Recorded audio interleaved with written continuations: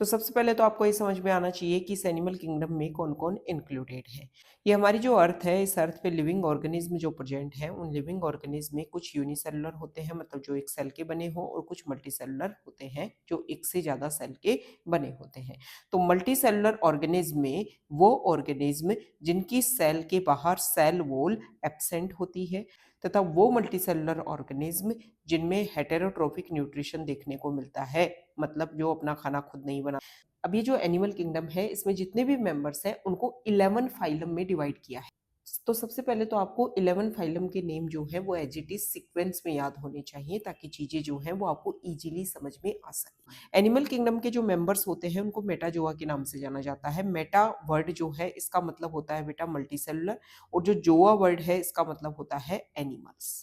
11 phylum के name है। First number पे आता है पोरीफेरा, सेकंड पे आता है निडेरिया जिसको पहले सिलेंट्रेटा के नाम से जाना जाता था, थर्ड पे आता है टीनोफोरा, ये सबसे स्मॉलेस्ट फाइलम है। नेक्स्ट है प्लेटीहेल्मिंथीज। प्लेटीहेल्मिंथीज के जो मेंबर्स हैं इनको फ्लैटवॉर्म के नाम से जाना जाता है। नेक्स्ट है एस्केलमेंथीज, इनके मेंबर्स को जो है वो राउंड वॉर्म्स के नाम से जाना जाता है। नेक्स्ट है एनेलिडा, उसके बाद आता है आर्थ्रोपोडा, ये सबसे लार्जेस्ट फाइलम है आर्थ्रोपोडा। फिर आता है मोलस्का, ये सेकंड लार्जेस्ट फाइलम है। फिर है एकाइनोडर्मेटा, हेमिकोडेटा एंड कोडेटा। तो बेटा अभी मैंने आपको बताया कि एनिमल किंगडम में जितने भी ऑर्गेनिज्म है वो मल्टी सेलुलर ऑर्गेनिज्म है, मतलब एक से ज्यादा सेल के बने हुए हैं। लेकिन इन सेल में कैसा कोऑर्डिनेशन डेवलप हुआ है उसके बेसिस पर अलग अलग फाइलम में अलग अलग लेवल ऑफ ऑर्गेनाइजेशन देखने को मिलता है। जैसे कि पोरीफेरा के जो मेंबर्स होते हैं वो मल्टी सेलुलर तो हैं, लेकिन इन सेल के बीच में कोऑर्डिनेशन ज्यादा देखने को नहीं मिलता है। मतलब ऐसा नहीं है कि सेल्स ने मिलकर के टिश्यू बना लिया, ऑर्गन बना लिया, ऐसा कुछ नहीं है। बस सेल्स जो है वो एक जगह इकट्ठी है, इसको बोलते हैं सेल्यूलर लेवल ऑफ ऑर्गेनाइजेशन। और ऐसे बॉडी प्लान को बोल देते हैं सेल एग्रीगेट बॉडी प्लान। तो पोरीफेरा के जो मेंबर्स हैं वो मल्टी सेलुलर तो हैं, लेकिन इन सेल्स में कोऑर्डिनेशन डेवलप नहीं हुआ है।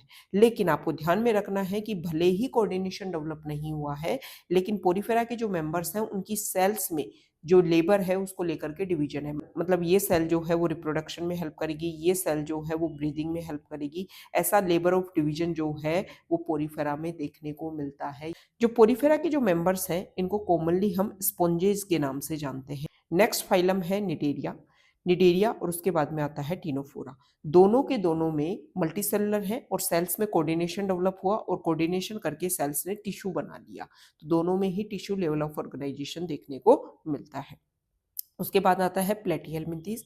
प्लेटीहेल्मिंथीज में जो है वो ऑर्गन लेवल ऑफ ऑर्गेनाइजेशन, मतलब सेल्स में कोऑर्डिनेशन हुआ, टिश्यू बन गया, और टिश्यू में फिर कोऑर्डिनेशन हुआ और फिर वो बन गए ऑर्गन। तो ऑर्गन जो है वो डेवलप होने लग जाते हैं प्लेटीहेल्मिंथीज में। और सबसे पहले organ system level of organization जो है वो एस्केलमेंथीज फाइलम से डेवलप होता है, और उसके बाद में हर एक फाइलम में organ system level of organization देखने को मिलता है। Annelida, Arthropoda, Mollusca, Echinodermata, Hemichordata, कोडेटा सभी में organ system level of organization देखने को मिलता है। उसके बाद में सेकंड हम बेसिस ऑफ क्लासिफिकेशन की अगर हम बात करें, तो पोरीफेरा में जो सेलुलर लेवल ऑफ ऑर्गेनाइजेशन है, किसी भी पोरीफेरा को अगर हम डिवाइड करें तो उनमें कोई भी सिमेट्री देखने को नहीं मिलती है। तो पोरीफेरा जो है वो एसिमेट्रिकल होता है। सेकेंड फाइलम है निडेरिया और टीनोफोरा, इनमें जो है वो रेडियल सिमेट्री देखने को मिलती है। इसके अलावा रेडियल सिमेट्री जो है वो इकाइनोडर्मेटा में भी देखने को मिलती है, और प्लेटीहेल्मिंथीज से कोडेटा तक सब में, किसको छोड़ करके, इकाइनोडर्मेटा को छोड़ करके सब में जो है वो बाइलेटरल सिमेट्री देखने को मिलती है। डिफरेंस क्या है? रेडियल सिमेट्री का मतलब ये है कि मान लो ये एक ऑर्गेनिज्म है, तो इसको हम किसी भी प्लेन से कट कर लें, ये दो इक्वल हाफ्स में बढ़ जाएगा। और बाइलेटरल सिमेट्री का मतलब ये होता है कि सिर्फ एक प्लेन से डिवाइड करने पर ही ये दो इक्वल हाफ्स में डिवाइड होता है। तो ये हो गया सिमेट्री के बेसिस पर क्लासिफिकेशन। उसके बाद में जो है वो नेक्स्ट आता है कि पोरीफेरा में सेलुलर लेवल ऑफ ऑर्गेनाइजेशन है, तो इनमें सेल एग्रीगेट बॉडी प्लान देखने को मिलता है। सेल एग्रीगेट बॉडी प्लान का मतलब ये है कि वही सेल्स में कोई कोऑर्डिनेशन डेवलप, मल्टी सेल्स जो है वो प्रेजेंट तो है लेकिन उनमें कोऑर्डिनेशन डेवलप नहीं हुआ है, इसको बोलते हैं सेल एग्रीगेट बॉडी प्लान। जो निडेरिया, टीनोफोरा और प्लेटीहेल्मिंथीज जो तीन फाइलम है, इनमें ब्लाइंड सैक बॉडी प्लान देखने को मिलता है। क्या मतलब होता है?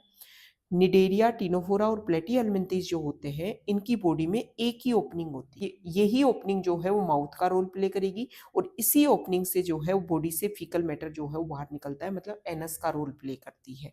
और जब इस तरीके से ब्लाइंड सैक मतलब अंधी गुफा है, ठीक है, एक ही जगह है जिससे एंट्री की जा सकती है और इसी से एग्जिट होता है, तो इसको बोलते हैं ब्लाइंड सैक बॉडी प्लान। जो एस्केलमेंथीज है उसमें सबसे पहले ऑर्गन सिस्टम डेवलप हुआ था। तो यहाँ पर दो अलग अलग बॉडी में ओपनिंग होती है, एक माउथ की तरह रोल प्ले करती है और एक जो है वो एनएस की तरह रोल प्ले करती है। इस सिस्टम को बोलते हैं tube with in tube body plan. और एस्केलमेंथीज से कंप्लीट एलिमेंट्री कैनाल देखने को मिलती है। तो एस्केलमेंथीज में जो चीज डेवलप हो गई उसके बाद में जितने भी फाइलम है उन सब में tube with in tube body plan देखने को मिलता है और कंप्लीट एलिमेंट्री कैनाल देखने को मिलती है, मतलब दो ओपनिंग देखने को मिलती है। अब बेटा क्या होता है, जो एनिमल्स होते हैं उनमें फर्टिलाइजेशन के बाद में जो फर्स्ट सेल बनती है उसको बोलते हैं जाइगोट। ये एक सेल होती है। अब इस सेल में डिवीजन होता है और डिवीजन होकर के मल्टीपल सेल्स बन जाती है। अब ये जो मल्टीपल सेल्स हैं ये अलग अलग लेयर में डिवाइड हो जाती है। बाहर एक्टोडर्म, अंदर की साइड जो है वो एंडोडर्म और इनके बीच में प्रेजेंट होती है मीजोडर्म। तो स्टार्टिंग का जो पोरीफेरा है इसमें तो देखो मल्टीपल सेल्स तो प्रेजेंट है लेकिन उनमें कोई ऐसा कोऑर्डिनेशन डेवलप नहीं हुआ, तो ये जो है इसमें तो कंडीशन ऐसा है ही नहीं। लेकिन जो निडेरिया और टिनोफोरा जो है उसमें डिप्लोब्लास्टिक कंडीशन देखने को मिलती है, मतलब दो ही जर्म लेयर प्रेजेंट है, मीजोडर्म जो है वो इनमें एब्सेंट होती है।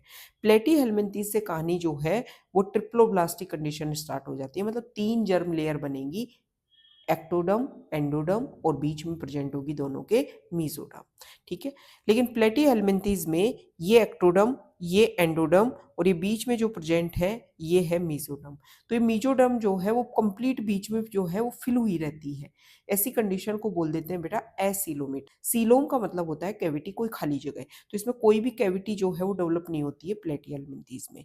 एस्केलमेंथेस में जो है वो क्या होता है, ये एक्टोडर्म, ये एंडोडर्म और बीच में जो है वो मीजोडर्म इस तरीके से पाउच के फॉर्म में प्रेजेंट होती है। इस कंडीशन को बोलते हैं सूडोसीलोमेट। और एनेलिडा से सबसे पहले ट्रूसीलोम बन जाती है।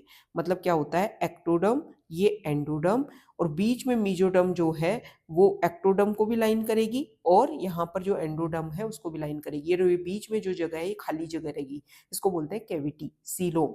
और इसमें क्या होगा, जो भी ऑर्गेनिज्म है उसके इंटरनल ऑर्गन्स जो है वो यहाँ पे लोकेटेड रहेंगे इस कैविटी में, ठीक है। तो इस कंडीशन को बोलते हैं सीलोमेट कंडीशन। तो एनेलिडा जो है उससे सबसे पहले ट्रूसिलोम बनना स्टार्ट हो जाती है और उसके बाद में हर एक फाइलम में ये कंडीशन देखने को मिलती है, आर्थ्रोपोडा में भी, मोलस्का में भी, गाइनोडर्मेटा में भी, हेमिकोडेटा में भी और कोडेटा में। देखो ये जो ऑर्गेनिज्म है इनमें सेगमेंटेशन देखने को मिलता है। सेगमेंटेशन का मतलब ये होता है कि सिमिलर स्ट्रक्चर जो है वो एक के ऊपर जो है वो इस तरीके से प्रेजेंट हो। तो इस तरीके की कंडीशन जो है, जो अपना कोर्डेटा होता है, जैसे अपने में वर्टिब्रल कॉलम होती है, वर्टिब्रल कॉलम में ऐसी स्ट्रक्चर होती है, सिमिलर स्ट्रक्चर जो है वो एक के ऊपर एक रखी हुई है, तो हमें इंटरनल सेगमेंटेशन देखने को मिलता है। जो आर्थ्रोपोडा के जो मेंबर्स होते हैं उनमें एक्सटर्नल सेगमेंटेशन देखने को मिलता है। लेकिन जो एनेलिडा में जिसमें अर्थफॉर्म आता है उसको अगर हम इंटरनली कट करेंगे तो भी उसमें सेप्टा दिखेंगे और बाहर से भी हमें जो है उनकी बॉडी पे सेप्टा दिखते हैं, अलग अलग जो है वो इस तरीके की स्ट्रक्चर दिखती है। तो इसमें एनेलिडा में ट्रू सेगमेंटेशन जो है वो देखने को मिलता है। इसके अलावा फर्स्ट नंबर से मतलब पोरीफेरा से और हेमिकोडेटा तक फाइलम के जो मेंबर्स हैं वो नॉन कोऑर्डेट्स हैं और जो 11 नंबर का जो फाइलम है वो कोऑर्डेटा है।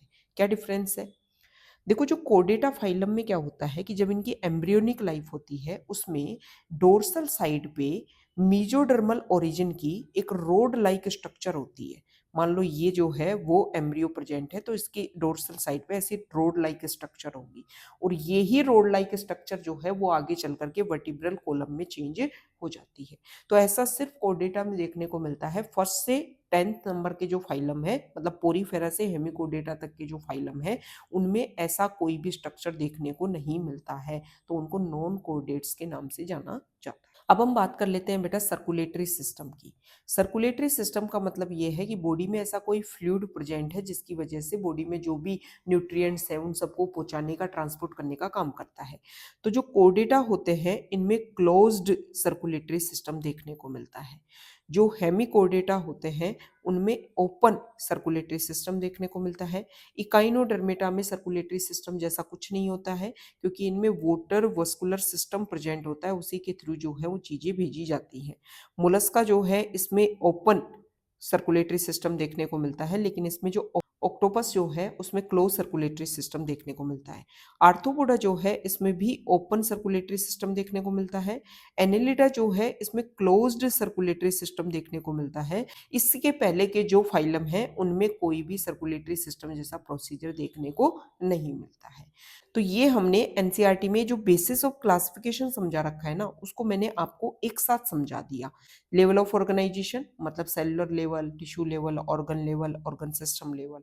फिर उसके बाद में ये यहाँ पर सिमेट्री की बात, यहाँ पर जो है वो open type close type circulatory system की बात की जाए, ये सिमेट्री हो गई। इसके बाद में जो है डिप्लोब्लास्टिक ट्रिप्लोब्लास्टिक आपको बता दिया, अगर 2 ही जर्म लेयर हो तो डिप्लोब्लास्टिक, 3 जर्म लेयर हो तो ट्रिप्लोब्लास्टिक। ठीक है, ट्रिप्लोब्लास्टिक मीजोडर्म भी प्रेजेंट होगी। अगर मीजोडर्म प्रेजेंट है, और मीजोडर्म कैसे प्रेजेंट है, जैसे कि यहाँ पर अगर हम देखें तो ये कंडीशन में देखो, ये एक्टो हो गया, ये एंडो हो गया, और बीच में जो रेड कलर है ये मीजो हो गया। तो यहाँ पे कोई कैविटी नहीं है। यहाँ पे देखो, इसको एसिलोमेट कंडीशन बोल देंगे। यहाँ पे देखो, ये एक्टोडर्म हो गया, ये एंडोडर्म हो गया, और बीच में मीजोडर्म जो है वैसे पाउच के फॉर्मेट में प्रेजेंट है। तो ये सूडोसिलोम है, रियल सिलोम नहीं है, तो इसको सूडोसिलोमेट एस्केलमेंथीज में देखने को मिलता है। और यहाँ पर आप देखो, ये एक्टोडर्म हो गया, ये एंडोडर्म हो गया, और ये मीजोडर्म जो है वो 2 में डिवाइड हो गई, और बीच में ये जो है वो ट्रू सीलोम बन गई, जहाँ पे ऑर्गन्स प्रेजेंट हो जाएंगे। इसको बोलते हैं ट्रू सीलोमेट कंडीशन, जो एनेलिडा से स्टार्ट होती है। फिर ये सेगमेंटेशन की बात कर ली हमने, और फिर ये जो है वो नोटोकोड की बात बता दी थी मैंने आपको। अब यहाँ पर एनसीईआरटी में जो है वो एक टेबल देकर के आपको समझा रखा है कि एनिमल्स का क्लासिफिकेशन हम कैसे कर सकते हैं। तो एनिमेलिया किंगडम में जो मेंबर्स होते हैं वो मल्टीसेलुलर है। अब एनिमल किंगडम के जो मेंबर्स हैं, भले ही मल्टीसेलुलर, लेकिन उनमें भी डिफरेंस है। तो एक तो होता है इसमें सेलुलर लेवल ऑफ ऑर्गेनाइजेशन, और जो बचे हुए हैं उनमें टिश्यू, ऑर्गन सिस्टम बन जाता है। तो जो सेलुलर लेवल जो होते हैं वो मोस्टली एसिमेट्रिकल होते हैं, जिनकी कोई सिमेट्री नहीं होती है, एसिलोमेट होते हैं, और पोरीफेरा इसमें आता है। टिश्यू लेवल ऑर्गन सिस्टम को अगर हम डिवाइड करें तो कुछ में रेडियल सिमेट्री होगी, कुछ में बाइलेटरल सिमेट्री होगी। जो रेडियल सिमेट्री वाले होते हैं वो भी एसिलोमेट होते हैं, इनमें सिलेंट्रेटा और टीनोफोरा आता है। और जो बाइलेटरल सिमेट्री जिनमें होती है, तो जिनमें कोई बॉडी कैविटी प्रेजेंट ना हो उसमें प्लेटिहेलमिंथेस आएगा, जिनमें जो स्यूडोसिलोमेट होते हैं वो एस्केलमेंथेस आएंगे, और जिनमें ट्रू सीलोम प्रेजेंट होगी वो एनेलिडा से स्टार्ट होंगे और कहाँ तक आएंगे, कोर्डेटा तक आएंगे। अब यहाँ पर आपको देखो स्टार करके समझा रखा है कि इकाइनोडर्मेटा में जो सिमेट्री है वो रेडियल भी हो सकती है और बाइलेटरल भी हो सकती है। एक्चुअली क्या होता है, इकाइनोडर्मेटा का जो लार्वा होता है उसमें तो होती है बाइलेटरल सिमेट्री, और इकाइनोडर्मेटा का जो अडल्ट होता है उसमें होती है बेटा रेडियल सिमेट्री।